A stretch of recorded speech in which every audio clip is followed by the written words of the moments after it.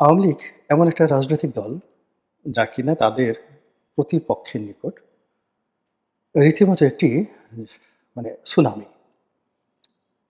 রীতিমতো একটি রাক্ষসের নাম, রীতিমতো একটি ধ্বংসের নাম, একটি আতঙ্কের নাম, একটি মৃত্যুদূত। এবং এই কারণে সেই ১৯৫৪ সন থেকে আজ অবধি আওয়ামী লীগকে ধ্বংস করার জন্য, আওয়ামী লীগকে নির্বীষ করার জন্য, আওয়ামী লীগকে মাটির সঙ্গে পিষে ফেলার জন্য সব সরকারের সময়টিতেই প্রাথমিকভাবে চেষ্টা করা হয়েছে। তারপরে আবার আওয়ামী লীগের মধ্যে কিংস পার্টি গঠন করার জন্য, সরকারের তাবেদার তৈরি করার জন্য সবাই চেষ্টা করেছেন। আইয়ুব খান করেছেন, টিক্কা খান করেছেন, ইয়াহিয়া খান করেছেন, তারপরে মোনায়েম খান করেছেন, বঙ্গবন্ধুর জামানাতে ইন্দিরা গান্ধী করেছেন, জাসদ তৈরি করেছেন। এরপরে জিয়াউর রহমানের জামানাতে জিয়াউর রহমান সাহেব চেষ্টা করেছেন নানাভাবে। আওয়ামী লীগের মধ্যে একটা বিকল্প আওয়ামী লীগ এবং কয়েকটি গ্রুপ করে ওই সময়টিতে জিয়াউর রহমান সাহেবের জামানাতে আব্দুল মালিক উকিল, জোহরা তাজউদ্দিন, মিজানুর রহমান চৌধুরী, ওনাদের মাধ্যমে যে গ্রুপিংগুলো হলো, এই গ্রুপিংগুলো কিন্তু রাষ্ট্রীয় মদদে সেই বলতে গেলে ১৯৭৫ সনের নভেম্বর মাস থেকে ৮১ সন পর্যন্ত কন্টিনিউয়াসলি ছিল। ৪ থেকে ৫টি গ্রুপে বিভক্ত আওয়ামী লীগ। কিন্তু নেতাকর্মীদের মধ্যে কিচ্ছু হয়। নেতাকর্মীরাও যারা আওয়ামী লীগ করেছে তারা আওয়ামী লীগ করতো, আর যারা ওই আওয়ামী লীগ করতেন তাদের ঘরে যে সন্তান সন্ততি পয়দা হয়েছে তারা ছাত্রলীগ করা শুরু করেছে। তো আমি দুটো এলাকাতে এই আওয়ামী লীগের একেবারে যেখানে আতুর ঘর বলতে পারেন, এই দুটো এলাকাতে একটি এলাকাতে এমপি ছিলাম, আরেকটি এলাকাতে এমপি পদপ্রার্থী ছিলাম, কিন্তু ২০০৬ সনে নির্বাচনটা না হওয়ার কারণে মূলত 111-এর পরে আমি পটুয়াখালীতে চলে যাই। তো আমার যে জন্মভূমি ফরিদপুরের সদরপুর এবং চরভদ্র আসন, তখন সেটা একটা সংসদীয় আসন ছিল এবং ১/১১-এর পরে সদরপুর চরভদ্রের সঙ্গে ভাঙ্গা যুক্ত হয়, এটা একটা সংসদীয় আসন।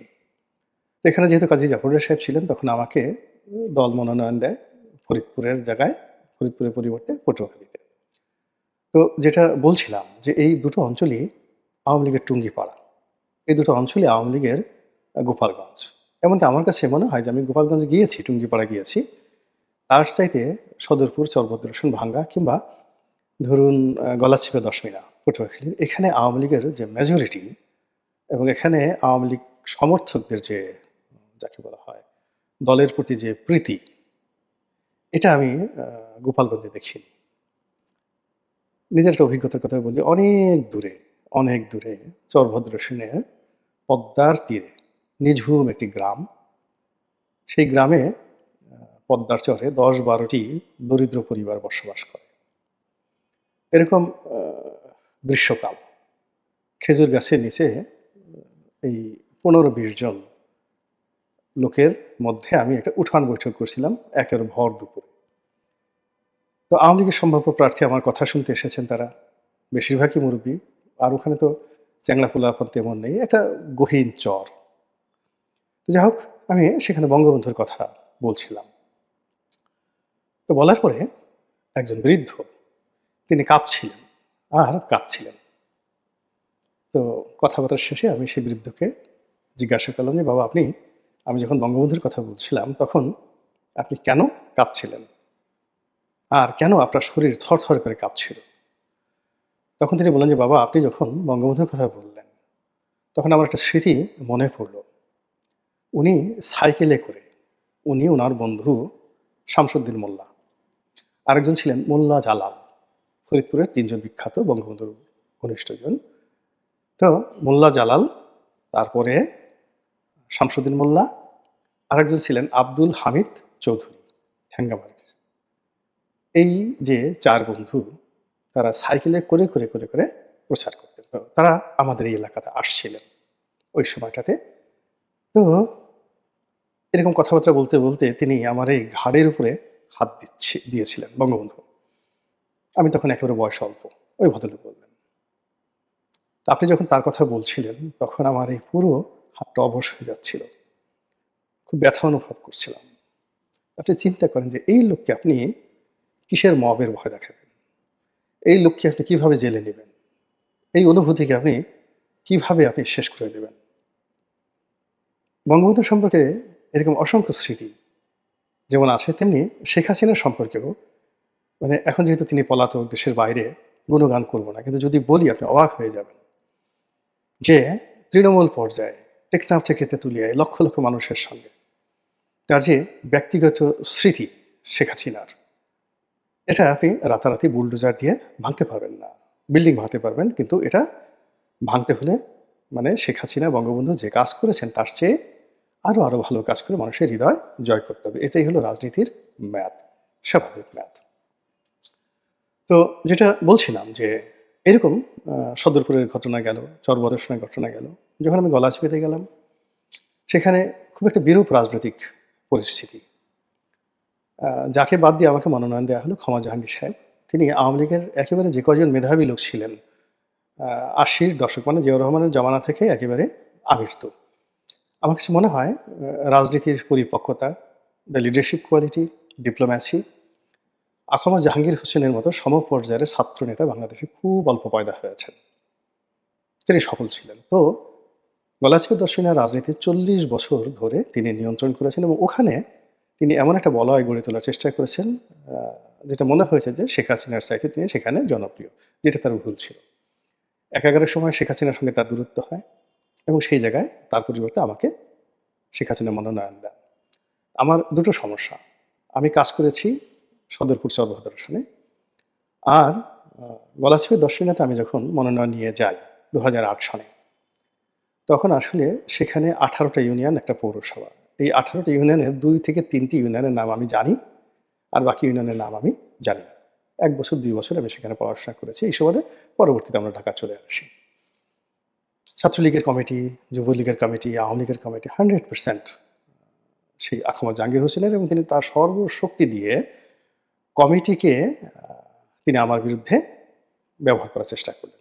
১, বিএনপিতে যিনি প্রার্থী, তিনি আমার মামা শ্বশুর ছিলেন শাহজাহান খান। তো শাহজাহান খান পটুয়াখালী জেলা বিএনপির সেক্রেটারি ছিলেন। তার আগে এরশাদ জামানতে জেলা জাতীয় পার্টির সেক্রেটারি বা সভাপতি ছিলেন। পটুয়াখালী জেলায় খুবই প্রভাবশালী এবং সবচেয়ে ধনী ব্যক্তি ছিলেন তিনি। এবং আন্ডারওয়ার্ল্ড, পুরো পটুয়াখালী বরিশালের আন্ডারওয়ার্ল্ডে যেই কয়জন লোক আছে যাদেরকে সবাই ভয় পায়, তাদের মধ্যে শাহজাহান খাঁ, পিনু, কুট্টি, এই ৩ জন একটা গ্যাং। এখন এই গ্যাংয়ের মধ্যে পিনু মিয়া তিনি পৌরসভার চেয়ারম্যান। আমি যখন এমপি হতে গেছি তখন কুট্টি সরকার ওই জেলার সবচেয়ে বড় ব্যবসায়ী। এখন এই যে জেলা বিএনপি তিনি এই সময়টাতে সভাপতি হলেন, আর শাহজাহান খান তো প্রার্থী, বিএনপির প্রার্থী। তো আমার মামা শ্বশুর। এখন এখানে রাজনীতির ক্ষেত্রে মামা শ্বশুর, দাদার শ্বশুর, আপন শ্বশুর, বাপ, এগুলো কেউ এক চুল ছাড় দেয় না। পুরো পরিবার বিভক্ত হয়ে গেল, আমি একা। আমার শ্বশুর পক্ষের কোনো লোক তো আমার সাথে আসবে না। এই কারণ হলো ৪০ বছর ধরে শাহজাহান খাঁ পুরো এলাকার রাজনীতি, বিএনপির রাজনীতি নিয়ন্ত্রণ করছেন, এবং এমনকি ক্ষমা জাহাঙ্গীর সাহেব যখন মন্ত্রী, তখনও তিনি ক্ষমা জাহাঙ্গীরকে একদিনের জন্য ঘুমাতে দেননি। তো এরকম একটা পাওয়ারফুল মানুষ আমার প্রতিদ্বন্দ্বী। কিন্তু যখন আমি নামলাম এবং ভোটারদের কাছে গিয়ে বললাম আমি শেখ হাসিনার লোক, দ্যাটস অল। ক্ষমা জাহাঙ্গীরের সমস্ত জারিজুরি, কমিটির যে বাড়াবাড়ি, অন্তর্দ্বন্দ্ব, কলহ, আমার পথে বাধা সৃষ্টি করা, কিংবা শাহজাহান খাঁর অস্ত্রের ঝনঝনানি থেকে শুরু করে সাংগঠনিক ক্ষমতা, ২ পয়সার কাজে আসলো না। জনজোয়ার তৈরি হয়ে গেল এবং পুরো দক্ষিণ অঞ্চলে ২০০৮ সনের ২৯শে ডিসেম্বরের যে নির্বাচন, সেই নির্বাচনে আমার ওখানে যে জনজোয়ার তৈরি হয়েছিল, আমি এরকম জনজোয়ার কোথাও দেখিনি। এবং এই যে প্রধান নির্বাচন কমিশনার যিনি ছিলেন নুরুল হুদা সাহেব, তিনিও সেই নির্বাচনে ১৫ দিন আমার সঙ্গে ছিলেন, আমার বাড়িতে তিনি ছিলেন। তো এরকম একটা নির্বাচন করে এসেছি কেবলই মাত্র আওয়ামী লীগের যারা নেতাকর্মী, তো আওয়ামী লীগের যারা নেতাকর্মী তাদের ভালোবাসা, তাদের সমর্থন, এগুলোর মাধ্যমে। তো সেই আওয়ামী লীগ এখন আবার বিপদে পড়েছে। সেই বিপদ হলো ৫৪-র মতো, বিপদ হলো ৬৯-এর মতো, বিপদ হলো ৭০-এর মতো, ৭১-এর মতো, ৭৫-এর মতো, এরশাদ জমানায় সেই ১৯৮২ সনের মতো, আবার ১৯৯১ সনের মতো, ১১-র মতো, অর্থাৎ ২০০৬-৭ সনের মতো। এখন সবাই